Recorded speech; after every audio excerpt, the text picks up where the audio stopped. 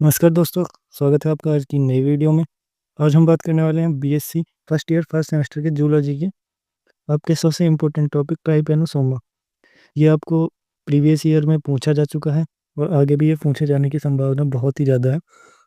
तो इसमें मैं आपको introduction, structure, reproduction, life cycle, disease control and treatment, इनके बारे में मैं बताऊँगा। तो चलिए देखते हैं। सबसे पहले इंट्रोडक्शन देखते हैं। तो इंट्रोडक्शन में क्या है? ट्राइपेनोसोमा एक फ्लैजिलेटेड प्रोटोजोआ प्रोटोजोअन्स पैरासाइट है। ये जो क्या होता है, ये प्रोटोजोआ होता है। तो ट्राइपेनोसोमा एक प्रोटोजोआ है, एक परजीवी है, और फ्लैजिलेटेड यानी कसाभिका युक्त, यानी इसमें जो है ये पूंछनुमा जो आकृति है ये पाई जाती है, यानी इसमें कसाभिका पाई जाती है, जो मनुष्य और जानवरों में रक्त और लिम्फ में परजीवी के रूप में पाया जाता है। यह रोगजनक जीव होता है जो स्लीपिंग सिकनेस जैसी गंभीर बीमारी का कारण बनता है। ये जंतु प्रोटोजोआ वर्ग का है। मेस्टिकोफोरा उपवर्ग है इसका। काइनेटोप्लास्टिडा ऑर्डर होता है। ठीक है, इसके आप ऑर्डर, वर्ग और उपवर्ग याद रखना। और स्लीपिंग सिकनेस रोग करता है, ये मनुष्य और मक्खी में होता है। अब हम इसकी स्ट्रक्चर देखते हैं। स्ट्रक्चर आपने पहले देख ली थी कि ये फ्लैजिलेटेड होता है। यहाँ भी आपको इसमें फ्लैजिला देखने को मिल जाएगी, ये इसकी फ्लैजिला है। ये इसमें न्यूक्लियस है। ठीक है, संरचना ट्राइपेनोसोमा की आकृति पतली और पतंग के आकार की होती है। ठीक है, पतला होता है ये काफ़ी। पेलिकल कहते हैं इसे। ये लचीली बाहरी झिल्ली होती है जो आकार बनाए रखती है। आपको यहाँ पे दिख रही होगी, ये जो बाहर की जो झिल्ली है इसको हम पेलिकल कहते हैं। ठीक है, न्यूक्लियस, न्यूक्लियस ये जो आपका अंडाकार है ये आपका न्यूक्लियस है। केंद्रक अंडाकार नाभिक जो होता है उसे न्यूक्लियस कहते हैं। इसके बाद आती है फ्लैजिला, फ्लैजिला या कसाभिका।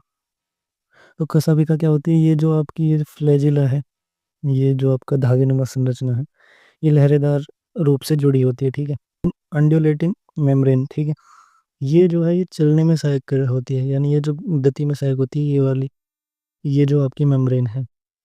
इसके बाद काइनेटोप्लास्ट, ये क्या है? एक डीएनए युक्त विशेष अंग है जो फ्लैजिला के पास होता है। ये आपको यहाँ पे दिखाई दे रहा होगा। ये है इसकी स्ट्रक्चर के बारे में जो मोस्ट पॉइंट थे। इसके बाद हम इसके रिप्रोडक्शन के बारे में बात करते हैं। इसमें क्या है? एसेक्सुअल रिप्रोडक्शन पाया जाता है। जो मेजरली होता है इनमें एसेक्सुअल रिप्रोडक्शन होता है, जो बाइनरी फिजन के द्वारा होता है, यानी बॉडी टू पार्ट्स में डिवाइड हो जाती है और उसके जो बॉडी के जो न्यूक्लियस है या और भी चीज़ें हैं वो भी हाफ हाफ डिवाइड हो जाती हैं। जैसे यहाँ पे एक आपको ट्राइपेनोसोमा दिखाई दे रहा होगा। इसमें फिर डीएनए में विभाजन की क्रिया चालू होती है और धीरे धीरे दो डीएनए बन जाते हैं और बाद में ये दोनों बॉडी के रूप में भी अलग अलग सेपरेट हो जाते हैं। ठीक है, लॉन्गी लॉन्गिट्यूडनल बाइनरी फिजन होता है। ठीक है, इसमें लंबाकार। ठीक है, होस्ट जो होता है, जो आपका जो एसेक्सुअल रिप्रोडक्शन होता है, ये प्रक्रिया होस्ट यानी मनुष्य के शरीर में होती है। ठीक है, इसके बाद आते हैं सेक्सुअल रिप्रोडक्शन। ये या तो होता ही नहीं है वैसे, जो अब बुक में आपको देखने को मिलेगा, या तो थोड़ा बहुत दिया होगा या लिखा होगा कि टाइपेनोसोमा में सेक्सुअल रिप्रोडक्शन नहीं पाया जाता है। ठीक है, कुछ ही स्पीसीज में होता है। ठीक है, और ये जो होगा ये होगा टेस्टिस फ्लाई के अंदर। ठीक है, लिमिटेड सेक्सुअल रिप्रोडक्शन पाया गया है, यानी ज़्यादातर होता नहीं है। और होगा तो ये है स्लाइवरी ग्लैंड्स में, स्लाइवरी ग्लैंड्स जो होती हैं उनमें होगा। वैसे ये होता नहीं है। अगर आप चाहें तो इसे ना भी लिखें तो भी कोई दिक्कत नहीं है। इसकी जो सबसे इंपॉर्टेंट है वो है इसकी लाइफ साइकिल। लाइफ साइकिल आपको पता चल गया होगा कि दो दो होस्ट होते हैं। एक तो मनुष्य ही होता है प्राइमरी होस्ट, और सेकेंडरी होस्ट जो होगा वो होगा आपकी फ्लाई। ठीक है, टेसी टेसी फ्लाई कह सकते हैं इसको हम। ठीक है, और फिर चालू कैसे होता है? मक्खी रक्त पीने से चालू होता है, यानी एक संक्रमित व्यक्ति है उससे फ्लाई उसके ऊपर आती है, उसको काटती है, और उसके जो सलाइवरी ग्लैंड्स हैं उस तक ट्राइपेनोसोमा पहुंचता है, और फिर वो जाकर दोबारा किसी हेल्दी व्यक्ति को काटती है या उस पर बैठती है, तो ट्राइपेनोसोमा उसके अंदर चला जाता है।